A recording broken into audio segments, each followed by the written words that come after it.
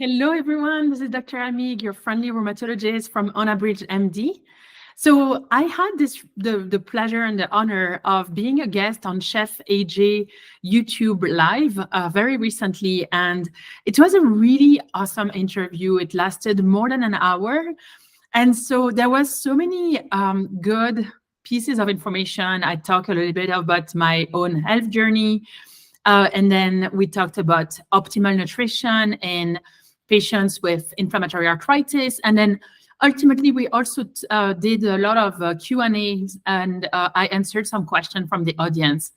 And I thought it was such an interesting interview that we would use this and put it for our Onabridge MD podcast. So we're going to do 3 episodes with it. You can also watch the whole thing on YouTube.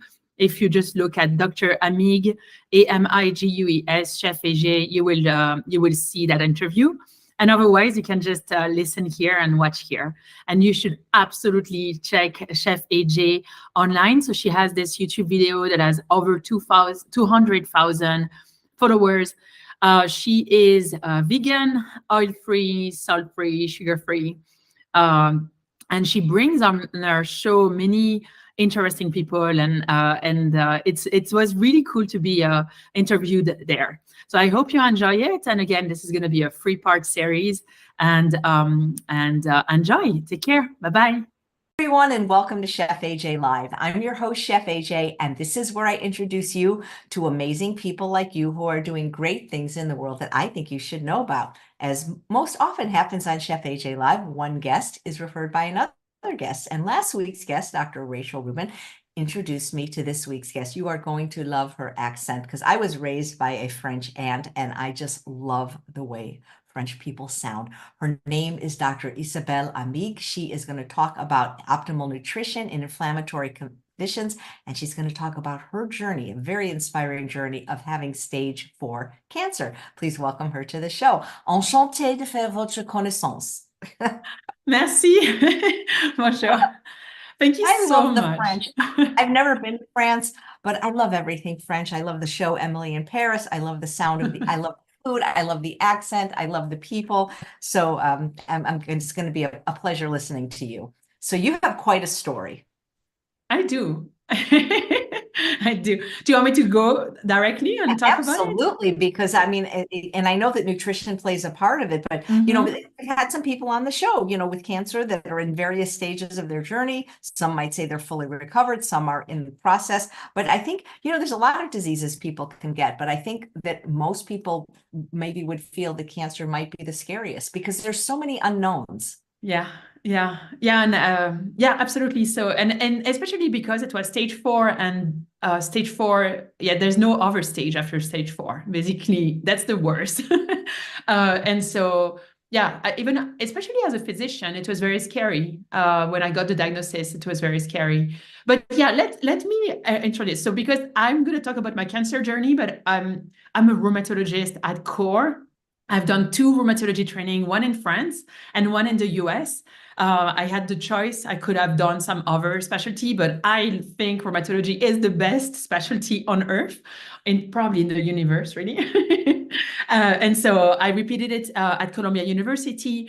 And the reason I share this is that I really want to share the fact that my background is very scientific. I've done research. I continue to do research. I've done a lot of evidence-based medicine. I practice evidence-based medicine. And so, and that's really what I want to share. But when it came to my story, I think what's really cool is that I had the evidence-based medicine, and I discovered the power of intuition, which ultimately was proven by evidence-based medicine. So I really wanted to just share this as a background. So my story is this. At 2 weeks after 40, I was doing a 40-year-old midlife crisis. It was pretty painful. So I had finally finished. I had finished for a while my second training in rheumatology. I had moved to Denver. I was in this really awesome institution, and I had kids, which I had so many difficulties getting. And then here I am, sort of like from outside, it looks amazing. And I was so sad and I was so depressed and I would cry. And like I remember the only time that I would not cry would be when I would see patients or when I would like oblige myself to do some research and just like I would put a timer to make sure that I would actually work on the research that I was working on, but otherwise I would just cry. And so 2 weeks after my 40th birthday, which was not a fun birthday because it had snowed and it was like depressing, I'm going into the shower to cry. And I look down, you know how you're looking at the water, and I'm looking down the water and my tears that are all like, mixed. And I see a bump on my right breast. And the first thought, of course, I'm a physician, the first thought was like, this is not supposed to be here. So I get out of my shower and I'm like, I'm showing this to my now ex-husband. And I'm like, look, and he's an incredibly good physician, the best physician I've ever met, really. And I was like, look, and like he's touching and, very, very scientifically. And he's like, yeah. So I called my, like I didn't have a primary care physician, but basically I got to do a biopsy the day that I was leaving to France. So as part of this 40-year-old midlife crisis, I had decided I'm going to go to France, even if it's for an extended weekend. I don't care. I need this. So, and they did the biopsy and they were like, well, are you sure you want to go to France? And I'm like, yeah, I mean, what is it going to change? So I decided to go to France. And I mean, the radiologist had no doubt. It was like, yeah, it's also in the lymph nodes. And I'm like, I'm going to go to France. And who knows, maybe this is one of those, very uncommon diagnoses and so on. So I'm going to France. I get the final diagnosis while surrounded by my family and friends. And I'm like, wow, okay, my midlife crisis went from a midlife crisis to actually at least stage 3 cancer. And then we confirmed that we learned that it was stage 4, that it had gone to the liver and the bone. The reason I share this is that the first thing that one of my friends, who's not a physician, did was that she was on the phone with me when I had hung up with my ex-husband, and he had told me the diagnosis. And she calls me and she's like, "No, but don't worry. Like you're Isabel, and of course, like you're not doing a normal midlife crisis. You're not just divorcing. You're doing cancer, and you're going to show us how it's done, and I have no worries." And the funny part is that this phrase, like words matter so much to me. Like this phrase really like carried me through the whole journey when I was afraid. There's like, of course you're afraid when you have cancer. Of course you're afraid when you have stage 4. But I carried her words like, oh, you're going to show us how it's done. And then I met a naturopath. And the reason I share this is that I had never met a naturopath in my life, but somehow I was called to meet this person. And she opened her practice on a Saturday because I was there like from Friday to Monday. I was in France like for 4 days and not even 3 days. And I met this naturopath and she tells me, don't see your cancer as an enemy, see it as a friend who's here to teach you something. And once you've learned it, like any good friend, is going to go away. Of course, from a medical scientific purposes, you're like, yeah, this is a little bit BS. But in my mind, I was just like, you know what? I was such in a deep, sad place. Now I have this cancer that I have to deal with. And I would much rather think that this is a friend. I have so much to learn. I don't know what I want with my life. I don't know where I want to be. I don't know what I want to do. And I would much rather think that this cancer is a friend rather than an enemy because it's part of me. It has my DNA. And I would rather have this idea that I have some sort of control over it than no control. And so I am so grateful for this naturopath who taught me, taught me this, because I think it taught me a different approach to medicine. And so this is where nutrition plays a role. On my way back to the US, okay, no, before that, one of my friends is like, Isabel, you should change the way you're eating. So I'm going to eat fast type of person. So I would like get food that was in the frozen section, put it in the microwave and voila, like that's all. Or I would eat pasta, would eat a lot of sugar. Some of my some of my meals would be just sugar because I loved it. And I was just like, oh, the only thing I want is to not be too big, but otherwise I don't really care. And then I hear my friends say that. Then on the flight, there is somehow it's really interesting when you're really vulnerable, you meet like incredible people. So on the flight, I kind of become friend with this steward.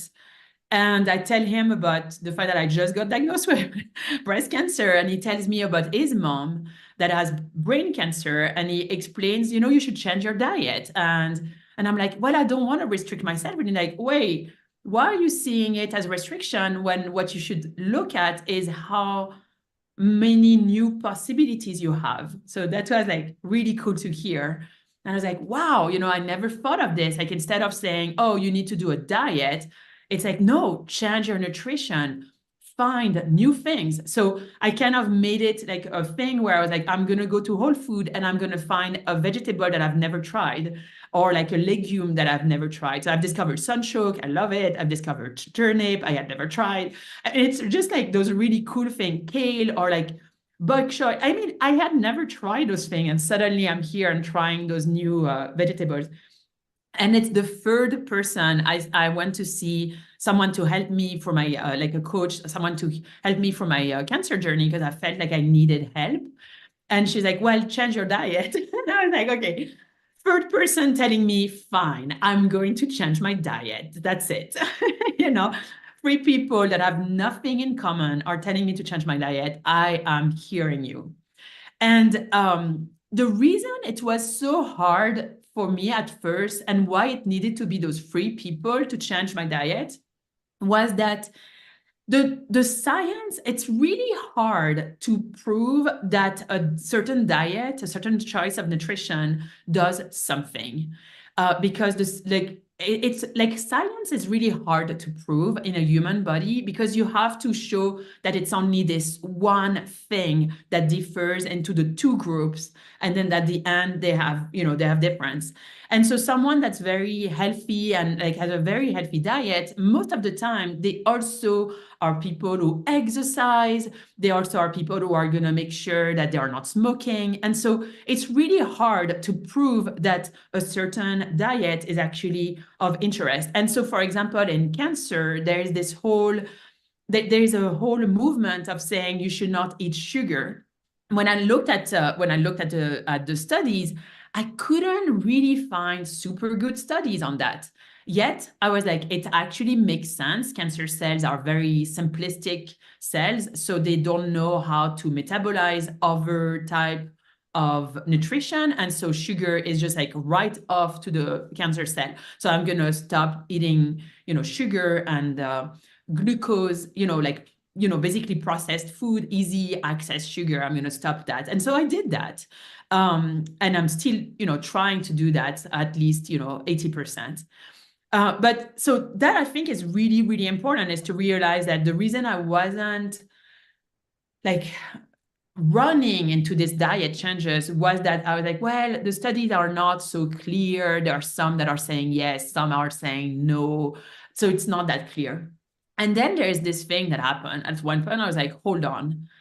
Yes, I'm a physician and I need to share things that are evidence-based medicine to my patients. But when it comes to my own health journey, I'm going to do what feels right for me and what intuitively works and calls me. And so that's why I was like, I'm changing my diet. It's three people. I believe in the universe talking to me right now. I'm changing my diet. I'm doing a whole food plant-based diet. That's it.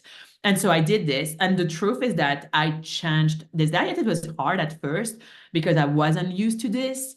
But honestly, I felt the best that I've ever felt in my life. And I really think it was part of the diet because I don't think it was the chemotherapy that made me feel good, you know? So that's the first part. So why I changed my diet.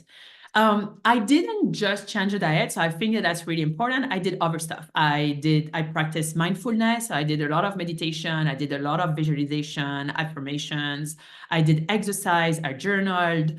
And I tried to surround myself with love. And so, I think that that's really important to say that it wasn't just the diet. And Of course, I did the chemo. Of course, I did the radiation therapy. And of course, I did all of those things. But I think that that's really important to say. It wasn't just the diet.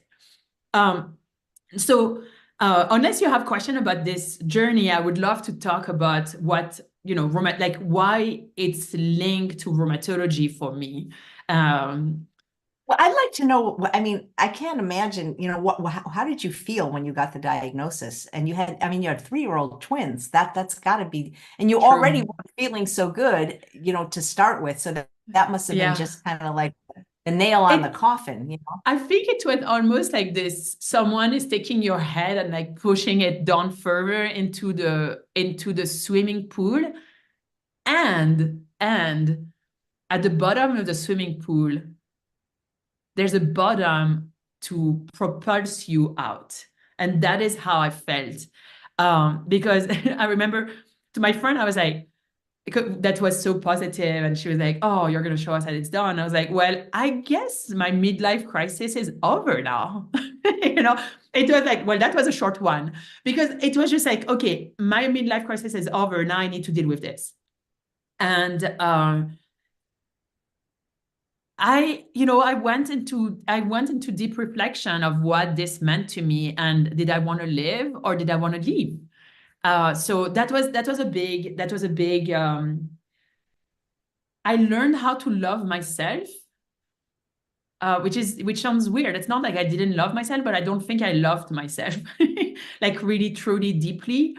Which, when you think about it, is probably one of the reasons I didn't really care about how I was eating, because it didn't matter to me. Like I was just passing through.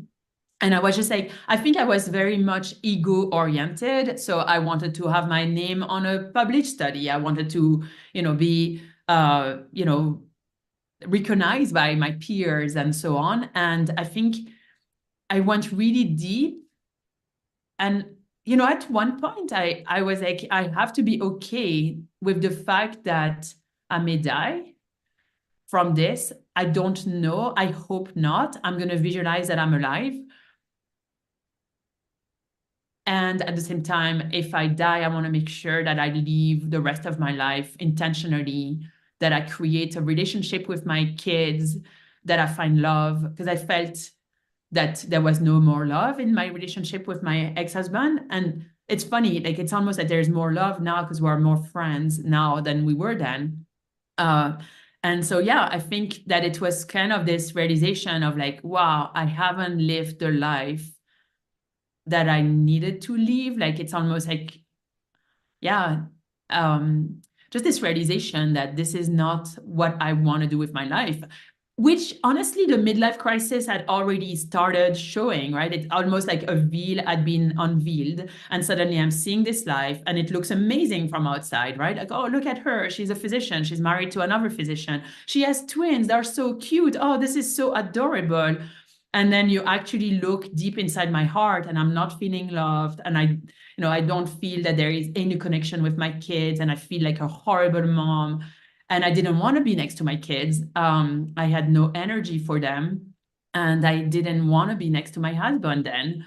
And so I just wanted to escape. And here this cancer comes and is kind of giving me this choice of, do you want to stay? Yeah. What it seems like it seems like so many people that find out they have cancer that I'm hearing from find it at a later stage. Why is that, you think? So first of all, I had other things on my mind then. And so it's very strange. I went to see someone who did a breast exam in November. So I got diagnosed in like early April. And I had done this not even 6 months prior, I had a breast exam. So I was like, okay, I'm good. And breast exam are just not as good as like mammography. The issue is that I would not touch my breast because I've been always scared of having breast cancer. So I've never, touched myself. Even now I don't, but I do mammography and MRI for this other breast that I have still. And so, yeah, I think that it's not on your mind. Like if it's not on, and the truth is that I mean, I don't think it should be on our mind. Like, you want to live a life, like you want to live your life. I think it's on my mind personally now when I'm like, okay, this is time to do my mammography. This is time to do my MRI. And then I go and see my doctors. But I consider that the job of the doctor is to reassure you so that you have a normal life. And then this cancer is a very aggressive one because it has this receptor at the top. So it's a HER2 positive. It was, sorry, pass. It was a HER2 positive breast cancer. And so there is this receptor that makes it very aggressive because it's kind of like telling the cancer cells to multiply. So that like that it went very fast once it was there. But at the same time, and so this is where it's really cool, is that the same thing that makes it very aggressive also makes it that it responds very well to treatment. And so we have immunotherapy that targets directly this receptor and basically does no more cancer cell, and then they go away. And so I was like, okay, it's HER2 positive. I'm gonna go into this idea that maybe this is a good thing, and we can take care of this, and we can treat this with treatment, which it did. And the rest of all of this other work, the nutrition and the visualization and meditation and all of this, what it did is that it allowed me to live a life where I kind of rebuilt myself and I kind of felt like good, even though I was going through cancer, And so that's like the empowerment of the patient. And I think that that's so valuable and so important. And I want all my patients to get that. Did you have a strong family history of cancer? Well, so that's actually really funny. Yeah, and I think almost... So when I was a kid, I think that that's actually one of the reasons I became a doctor, because I wanted to defeat death. I don't think I've shared this with a lot of people, but anyway, so the job, like why I went to medicine, I was like, I'm going to defeat death, right? And then my first training in a hospital was in a cancer, and I was just seeing all of those people dying, and I was like, whoa, I'm not defeating death at all here. Like, we are not defeating death. Like, this is not on us. And so then I discovered rheumatology, and I was like, well, I'm not going to defeat death, but I'm going to defeat pain, and I'm going to defeat inflammation.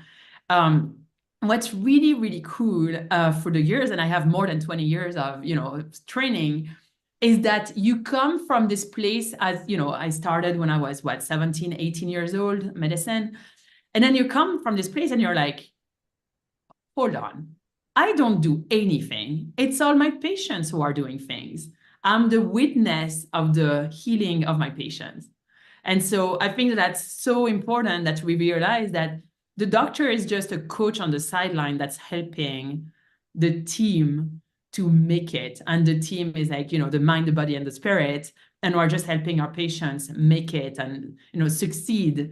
But we are just a coach. I think that I see my role as a physician as a coach.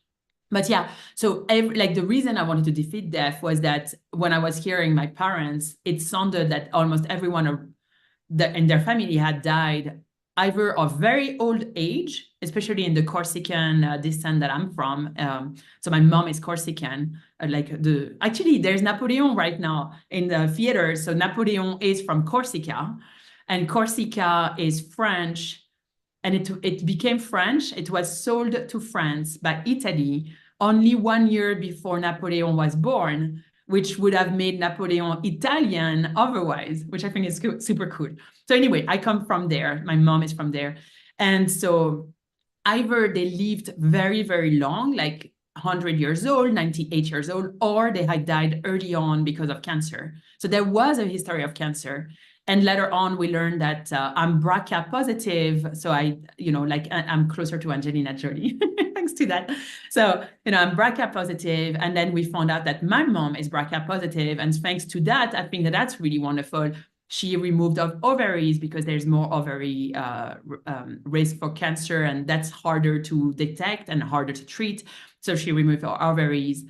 They offered us to remove the breast, but the truth is that you can do a mammogram, you can do an MRI, and those are very good, and you can pick up now things much earlier. So yeah. Good question. Yeah. Yeah, what treatment did you have, and was it successful? Super successful, incredibly successful. So I did chemo, I did the immunotherapy, which is called this HER2 receptor agonist. Basically, it stopped the HER2. So it goes on the HER2, the receptor I was telling you, it goes there and it says, stop. And it stops. Like, it's almost like, just imagine the cell and it like flops it. So I got that. And then later on, I got radiation therapy. That was painful. And then Radiation, tell me about that. It was painful? yeah, it burned. Ooh, that I sounds mean, it terrible. went, yeah, well, I think, I went through chemotherapy and that was not super, it wasn't enjoyable, but there was something very incredible about it because I was still rock climbing and I was just like, oh, look at me, I'm rock climbing. And I just went, so I would go to my chemo and then I would rock climb after. And then I had this whole thing that I was doing for myself. So I would not eat the day before. I just do bone broth the day before and the day of the chemo with this idea, again, not the science is not clear about this. However, it made sense to me. So I was like, I'm doing this. So basically, right, like fasting with this idea that when the chemo comes, it's going to, like, that's the first sort of sugar that my cancer cell are going to see. And so they're going to gulp it, they're going to eat it all, right? And so I was like, I'm not eating the day before and the day of the chemo. But then what I would do the day after, because I knew I still had my taste bud were still there, I would offer myself the best restaurant in town. And I would, at that moment, I would be like, I'm going to eat whatever I want. And of course, I was pretty good with my diet, but it was like, I'm going to reward myself for having done 2 days of any food, really, like, except for bone broth. The cool thing is that I do think that it helped with tolerating the chemo better. And again, like, within 3 weeks, there was no more tumor, it had gone. That said, again, like the chemo by itself can do that. So is it the chemo or is it the chemo plus the diet or plus, the not eating the fasting before? We don't know. But why it doesn't matter that we don't know, because at the end of the day, it made sense for me, so I did it. And then, I can just say, okay, this is what I did personally, but like everyone is very different. It just made sense to me. Wow. And then So surgery, yeah. oh, yes. So you had everything pretty I much. did everything. Honestly, like the surgery, someone offered, like my oncologist offered me not to do surgery because we couldn't see any more cancer left, which is crazy. So you go from an orange-sized tumor to nothing. But I did surgery because there was some calcification still in that breast. And I remember she was like, would you be really upset if we do the surgery, we remove your breast, and then ultimately there's no cancer? And I'm looking at her, I'm like, hell no, I'd be loving the fact that there's no cancer in there. Like, that would be that, like, it's really worked. And there was maybe a little bit cancer left. I still don't know. I'm gonna think that it was maybe just, some sort of scarring, but there was still a little bit of cancer left, but it was all gone, all gone. What do you have to do now, and how are you like living your life now differently? And what advice do you have for somebody that has a cancer diagnosis? Okay, so I still get actually like the immunotherapy because it has a high recurrence rate. So some people call it non-evidence disease instead of remission. I call it remission because there is no evidence of disease on treatment. So I just don't like the word no evidence of disease because it's almost like it's like they're hiding, and then it's like, okay, I'm gonna pop. And so I think that word matters. I call it remission. I'm in remission. I cannot say that I'm cured because I have still some treatment. Who cares? I don't care. Like, I'm just like, I'm totally fine. I'm living my life. And I take the medication every 3 weeks. And I'm super grateful to have access to this medication every 3 weeks. And in addition, I take aromatase inhibitor, I think letrozole, and I was on tamoxifen when I still had my ovaries. So there, yeah, we removed the ovaries as well. It took me a while to accept to remove the ovaries, but I did. end up removing the ovaries because I was Does just that like, mean that you went into menopause early? yeah, I did go to So menopause. talk about that because you're a very young woman, and I mean, Yeah. no people I talk to don't like it at any age, but you've had to go through it very early. Yeah, that was interesting. Yeah, so basically, not only you go into menopause, but then you cannot do hormone replacement therapy. However, you can get the thing that Dr. Rachel Rubin loves, right? You can still put some hormone estrogen inside the how do you say vagina? So you can put that inside the vagina and that actually like really helps having a totally normal sexual life. Yeah, this is great. Yeah. Yeah, and I don't know, like so in terms of the hot flashes, actually, what has really helped me was is the grapeseed oil. You can take that; it's over the counter. I buy it on Amazon, and it works amazingly. And I looked at the studies. Actually, there are some really good studies. So my oncologist recommended it to me, and I took it, and I have close to no hot flashes as long as I take it. And you know, because you always try to not take it, I try to not take it, and it comes back. The hot flashes come back. So now I just take it. It's Well, so easy. at least when you're old enough to go through menopause, you won't have to do it then.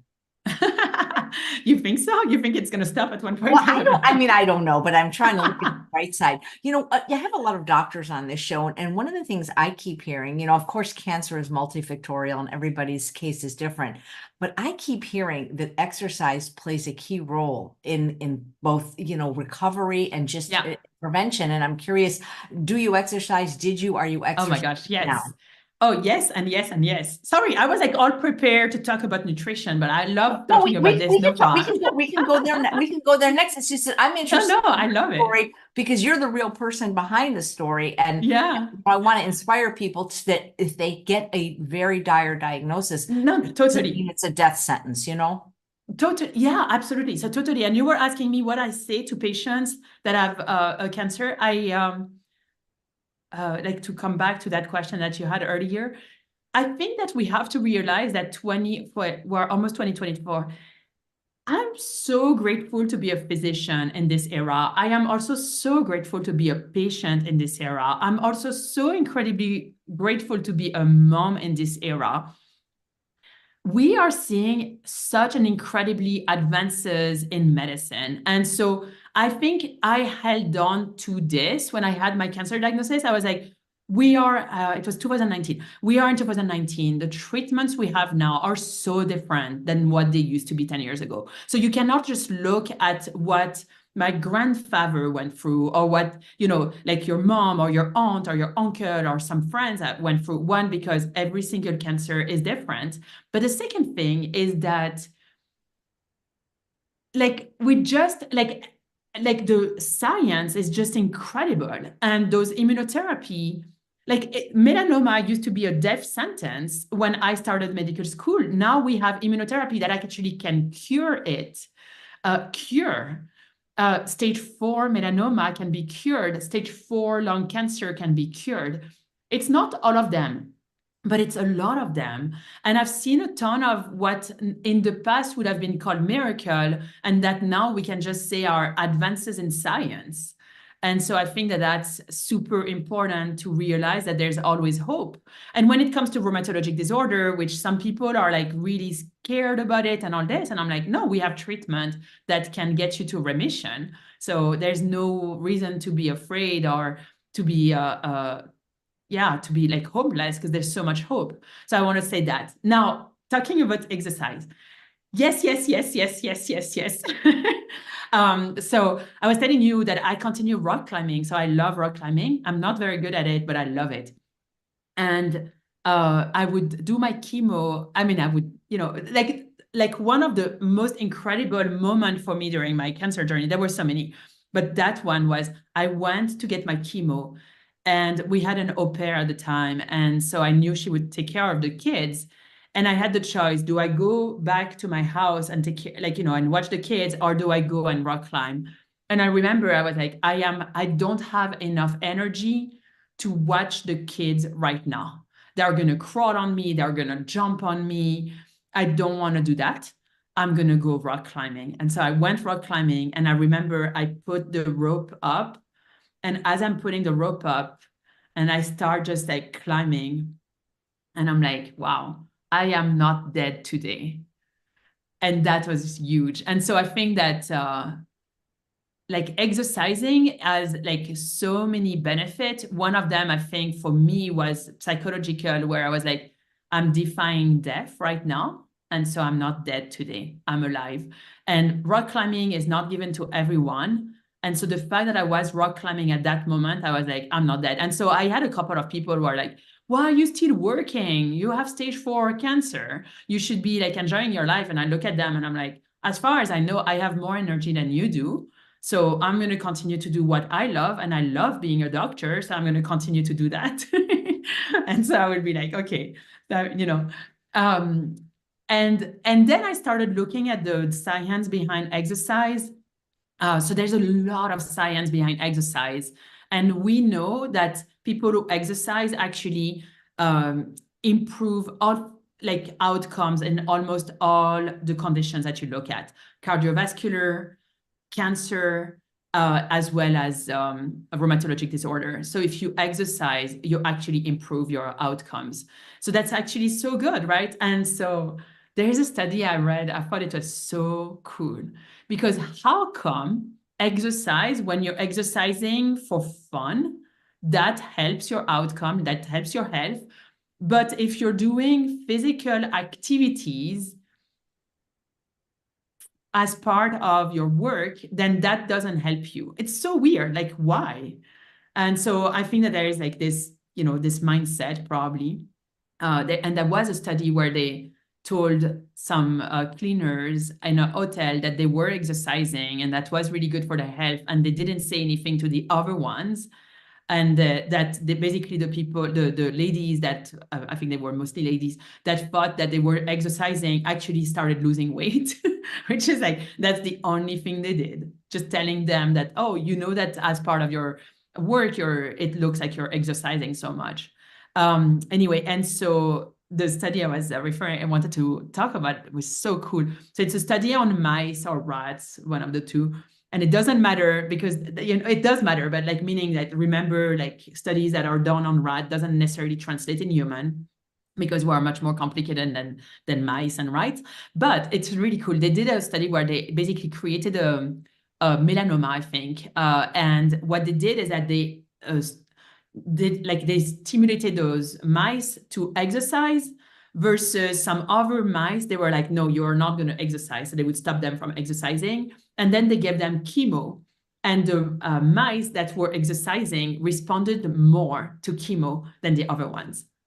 And you're like, this is so cool, right? This is so, so cool.